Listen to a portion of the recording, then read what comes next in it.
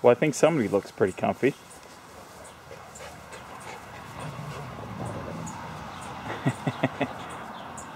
Hey guys, so what am I doing today? I guess this is going to be my power hour.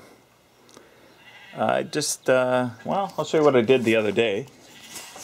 I went and I took apart one of these units here. I'm going to have to sort out a different way of attaching the bracket onto the back and some of these other bits and pieces, but shouldn't be too big a deal here. And pulled out the decal that was in here. It's actually an aluminum decal in here, so I'll have to see. I tried some sandblasting. This stuff doesn't want to come off, so I might just have to soak it in some lacquer thinner or something similar. Maybe paint stripper certainly would take it off. It's just some kind of glue. I actually blasted this a bit to rough it up because I'm either going to paint it or I might go with powder coating it. I actually sandblasted it hard enough that you can actually see some of the copper showing through from the original electroplating before they chrome plated this here. But nonetheless, I'm firmly committed to the idea of making my own custom bezel. I'm just trying to decide how I want to do this. And one possibility is to cut out this entire section here even and fit in a new piece of aluminum from behind, and then mounting everything to it. I'm kind of limited by, well, I have to cut them apart to take these out, unfortunately, but because these knobs won't come off. But you can get these as part of a rebuild kit, like the knobs and the shafts there. But nonetheless, I've got another completely intact one if I can get the knobs off of it. But nevertheless, I'm limited by the thickness of, or the material thickness is limited by the sliders here, because the sliders, as you can see, come pretty close to the edge. It may just be that this one is that way because it's loose. We'll see. Actually, the one inside the cap will tell you better than this one. Let's have a look. This one's all hooked up, and we'll see. It's a slider all the way back, and there's actually a fair bit of space, so yeah, I could make a pretty thick faceplate for this in either direction here. You can see at either end of the range. That one doesn't want to move all the way. Oh, it's stuck. Okay, that's why. Yeah, it's stuck for some reason. I'll have to look at that.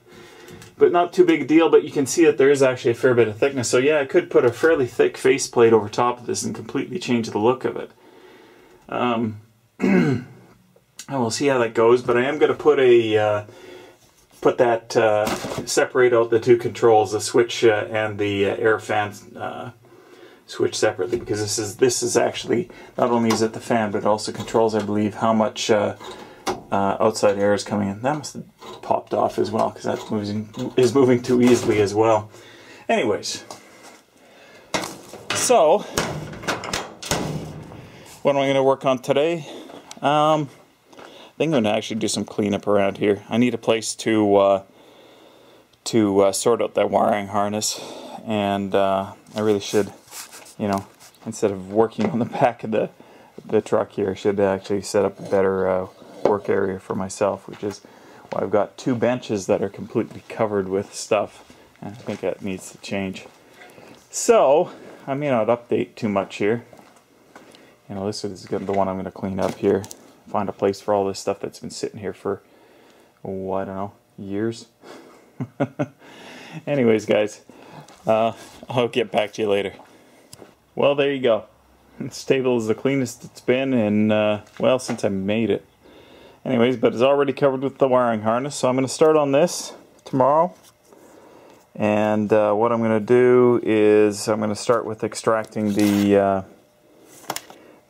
supplementary restraint system wiring harness, which should hopefully be fairly easy, because I imagine all it is there's the tie into the collision sensors at the front, then there's this into the the airbag computer, and I imagine that there's an electrical hook in the fuse box, and then there's just a wire that goes up to the column to the pyro that goes off in your face there.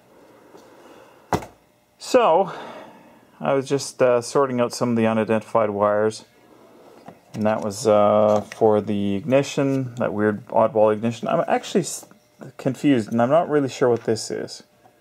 So I might have to do a little bit of research because I want to know, because I'm pretty sure I can edit it out of there. But nevertheless, this was the headlight switch, okay? And that was obviously the steering column connector. And everything else is identified except for that one, which was the cigarette lighter. And yeah, that sort of stuff. Well, that one is identified. That's the cluster. Anyways, it's not interesting stuff to look at all these wires here. So I'll cut you guys off and I'll say see you tomorrow.